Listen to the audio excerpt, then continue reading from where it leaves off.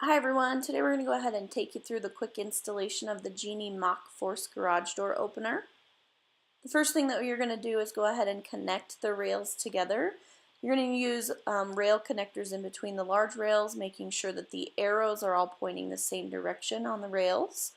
Once you've got that done, you can go ahead and slide the shuttle on, and then you can go ahead and begin installing and connecting the power head and rails together.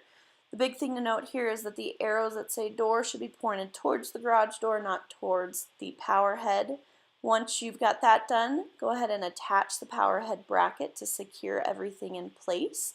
We did use a power drill to do this just to make sure everything was consistently tightened.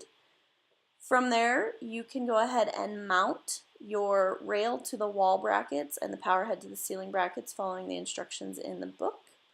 Then you're going to attach the door arm and the door bracket together. Install the wall console, and this takes just a couple minutes. You got to do a little bit of wiring here, but it's really easy. From there, you can go ahead and wire the power head. And then once that is wired, your garage door is ready to open and close. It works very quickly and is relatively quiet, so it's awesome.